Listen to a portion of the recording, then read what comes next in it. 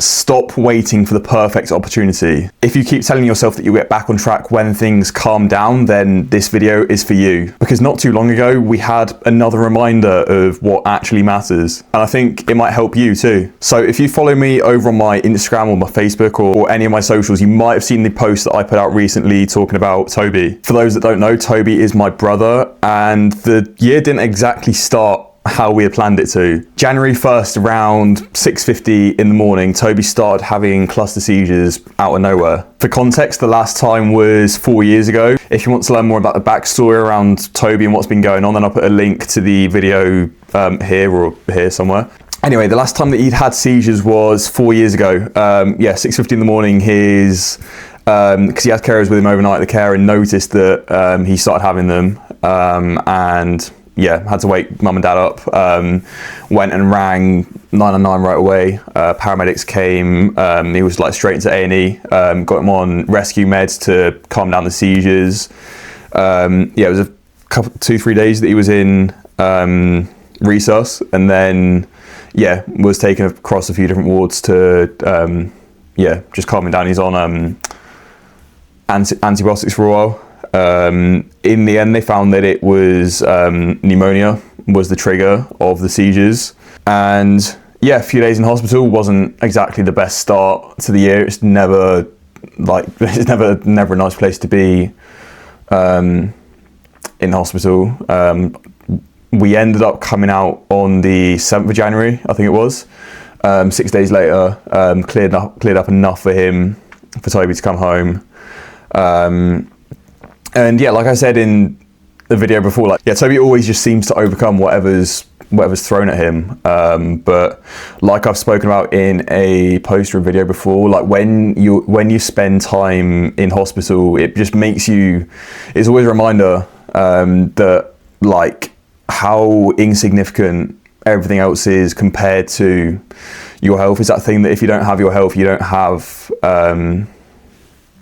you don't have anything. And being in hospital, it makes me think, well, as I reflect on it, that the difference between the urgent things versus the important things. Now, the urgent things are the stuff like the emails, like the messages, all the deadlines that you've got coming up, the payments, the work tasks that you've got to do, the things that you have to do for other people, and they need doing. But the important things, they don't need doing right now. But those are the things that generally give you the biggest return for what you put in. This might be for a lot of people, like your fitness. Your fitness isn't urgent. It's not something that you need to, like going to the gym, it's not something you need to do right now. To relate it back to Atomic Habits, like if you miss one day of the gym, it doesn't do anything. If you miss like one bad day of eating, doesn't do anything.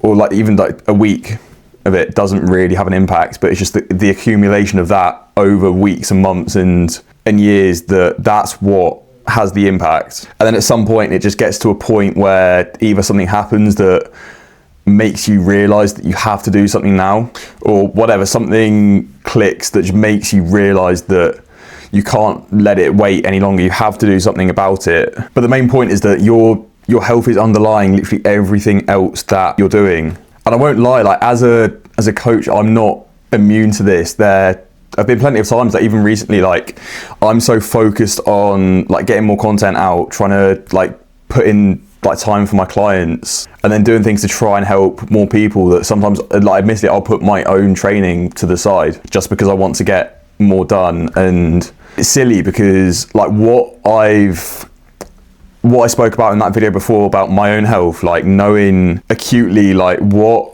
I could have gone through, things that like could potentially happen but hopefully won't. Everything that I'm trying to do now, it won't happen if I don't have the foundation of my health. For context, in that last video talking about the issues firstly with the testosterone levels, which relating to like how hard I'm working, like the gym is the thing that can support that, like the eating well is the thing that can help that, even though it's partly like the low levels are caused by something that's outside of my control. I probably have some level of control over it, but me trying to push just harder and harder to work, like to try and do more, is maybe impacting it. It's that like idea of you have to slow down to be able to speed up. You have to take time out to be able to like get perspective on what you're doing. Now, this is the trap that a lot of people fall into with their fitness. You probably have like a vague idea, whether or not you're working on it right now, you have a vague idea of where you want to be. You want to be fitter, leaner, stronger, whatever it is. But the actions that are going to get you there, they're not urgent. Like I was saying, the training, the nutrition, they're the things that if you don't like take action on them right now, things don't fall apart. You don't suddenly like lose everything. They fall apart slowly, and that's where I think people get to a point after so long of just this little issue just nagging at them. And on this, I think a lot of people will tell themselves that they just don't have time to put into their fitness. But often it's not time that you need, it's just more like clarity on what to do. And that's having a plan on when you're going to be training, what you're going to be training, what you'll be eating, when you'll be getting your activity in throughout the day. And when you know what to do, you know why it's important for you to do it now and make the time for it. You can act with intention rather than just squeezing it into whatever time you have left. And doing those things with your fitness, like going to the gym, might not be something that you always want to do. Like tracking your food, like eating better might not be something that like initially you want to be doing. But there's a quote that I always remind myself of, and it's something that I've heard Chris Williamson, the podcaster, talk about quite a bit. I think it was in Jordan Peterson's book that he said about how the answers that you seek are in the place that you least want to look. Basically, the thing that you're looking for is in the work that you're avoiding. The relationships that you're looking for are in the conversations that you're avoiding. It's the idea that, yeah, the thing that you're looking for is in the place that you least want to look for it. For me, for a long time, that was my own health. Again, going back to that last video, I didn't want to talk about the issues with myself for so long, and I'd heard that quote a million times, how the thing that, like knowing that I would feel so much better for getting things out, there's just this barrier that for some reason just got in the way. I think you make things bigger in your mind than they are. You make you over dramatize the consequences of confronting that thing that you don't want to talk about, that you don't want to like make public, that you just want to keep like locked up inside. But since I put that out, since I've spoken to it, it's felt like a massive weight lifted. And I think it's that thing of like, we suffer more in imagination than in reality. Like I think it was all internal. Like the friction, it just came from me knowing that there is an issue there, me thinking that other people are judging me for it. But now I feel that it's out there. I'm not hiding myself. In a way, it's like I've put myself out there like fully naked, and like, I've got nothing to hide anymore. So yeah, I'm glad that it's now out there. And yeah, back to the testosterone. Now I'm getting treatment for it. I think I am starting to notice improvements, and I will be now looking to kind of just start documenting like the process of my own health journey, because it's something that I've not spoken about really much on my social media, because I knew that I felt like something outside of my control was holding me back. But it was that thing that I didn't want to talk about it, because I thought that people would interpret like the issues as something that I'm doing wrong. Like I said in that video, as a fitness coach, as a young guy, you shouldn't have issues with testosterone. If you do, for a lot of people, it's because they're sat around all day. It's because they're eating the wrong foods, they're eating a load of sugar, and like they're just not taking care of themselves. I didn't want people to think that was me. But yeah, having got that out there now that I'm getting help with it, now that I've spoken to people about it, I feel a lot better about it.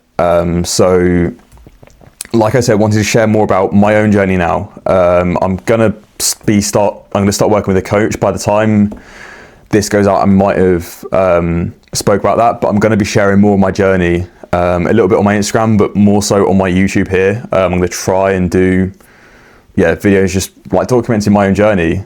And it's as much for like myself, like selfishly as anything else. Like I want to just document the process, but also to like help anyone that's been on a similar thing, maybe similar issues, or just health issues in general that they've not wanted to speak about. Yeah, I want to give myself a goal to work towards, so I can document the process. Yeah, hopefully to inspire people. Nothing set in stone of what I'm going to be working towards. I've told myself that I would like to do a photo shoot in like 3 to 6 months time, just to build towards, just for that like accountability for my own fitness as well, because maybe I've not pushed myself as hard as I could have done, and yeah, I think that extra push would do me good. And I think as well, like for you following me, for people following me on social media, I think it's just nice to see a coach is working on something. So that is going to be something that I'll be documenting on here. So just make sure that if you want to follow the journey, that you are subscribed. But yeah, no, it comes back to that thing of like the urgent versus the important. Like doing the YouTube videos is the thing that I know is important to do. I know that they are good to get out in terms of like I can go deeper on the stuff that I'm briefly talking about in the short reels and TikToks, where you can't go deep at all. So it's always nice to just talk a bit longer to camera, and it's just nice to also, like, again, selfishly, like, get the things that I've got going on inside of me out on camera. So yeah, YouTube is something that I'm going to start making. Well, I say that I'm going to try and start making more time for, because yeah, urgent things need doing, but you also can't neglect the important things. The important things that aren't urgent are usually the things that bring you the biggest return on investment. So yeah, always make the time for them.